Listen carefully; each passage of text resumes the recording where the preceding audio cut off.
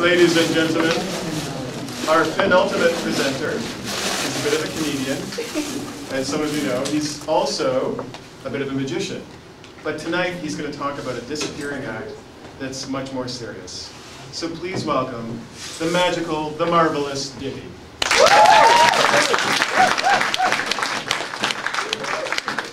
So first off, a round of applause for only one more day of those lame jokes.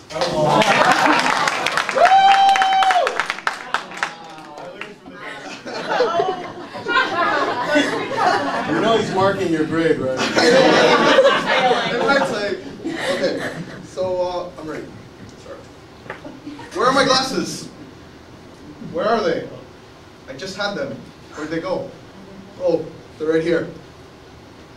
This was an example of memory loss. But what if this wasn't memory loss? What if this was dementia? What if this was Alzheimer's disease, the most common form of dementia? Alzheimer's disease will affect you directly or indirectly, but there are things you can do to better your life and the life of a loved one. So what is dementia? Dementia is a generalization. It's a grouping of neurological diseases which actually cause change to your brain.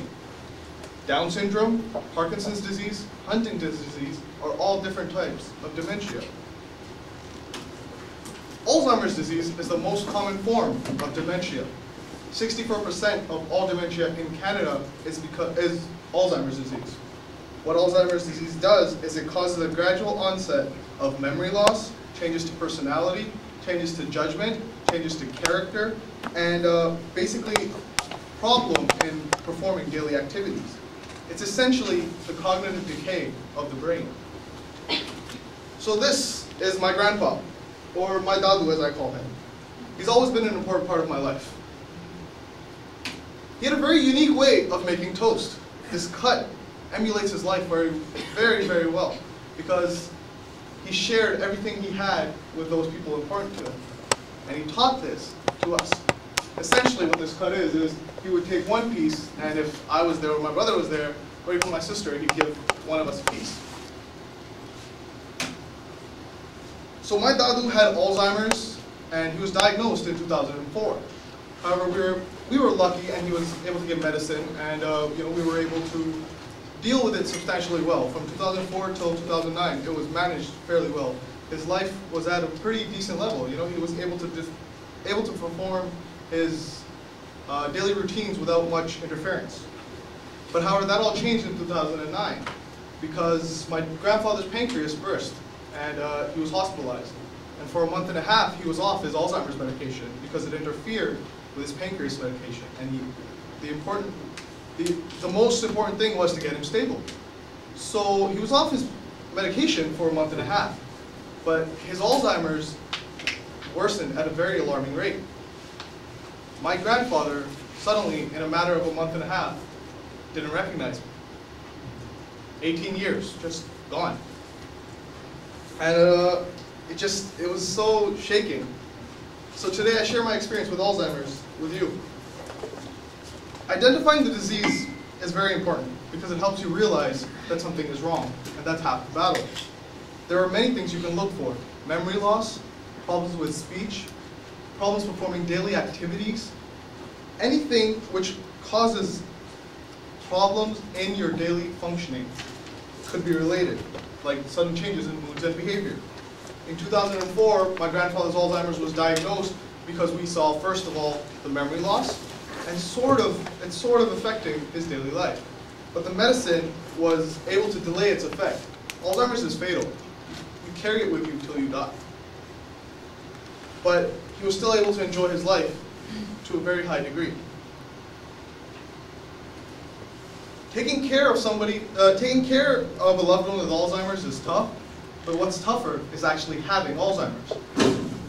It's very important to be patient because people with Alzheimer's are feeling foreign to themselves. It's very frustrating. They don't know why it's happening. Confrontations are inevitable, but it's very important to be supportive and understanding. A stress buster I use with my grandfather would be, we'd play Go Fish. or rummy. He'd never say no to a game of cards, no matter how mad he was. He'd always say, okay, yeah, sure, let's go, I'll beat you. But yeah, it's also very important to keep a calm and soothing environment around the individual. Help them be active, mentally and physically, right? Because exercise is important, but so is cognitive skills, so like writing. The third thing that I'd like to say is when we take care of our loved ones, sometimes we ignore ourselves. And it's very important to recognize the hard work that we put in. And we shouldn't take it for granted. We shouldn't take ourselves for granted. Don't put your life on hold.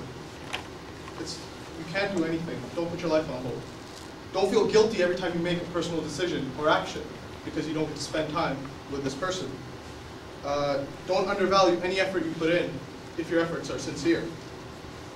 So my dadu passed away in September, but when he came here in May, he was entirely my responsibility. I cleaned him, I cooked for him, I bathed him, I dressed him, I exercised him, I did everything. And when he died, I was like, oh man, what if there was something else I could have done? What if I could have bettered his experience? And my best friend, he pulled me aside and he slapped me really hard. And he said, are you kidding me? Like, you did so much for your grandfather that you essentially gave him another son. And it took me by surprise, but I guess he was right. So Alzheimer's disease will affect you directly or indirectly, but there are many things you can do to better your life or the life of a loved one. Identifying the causes and trying to detect the disease is the first thing. Managing it is the best done by maintaining a calm and stable environment. And lastly, recognize the role of the caregiver. Recognize yourself. Recognize people around you who do this function. I still remember how empty I felt when he didn't remember me. It's the most horrible feeling in the world. And every time I think about it, I miss him. And I miss what we used to be. When I miss him, I make this toast. I made it this morning before coming here. And it reminds me that, you know, life isn't over when someone you know gets Alzheimer's. It's just telling you to adapt and adjust, which is a common theme in life, no? But remember, you'll always have this toast, or at least I will. And hopefully you can have it too. And no one can take that away from you.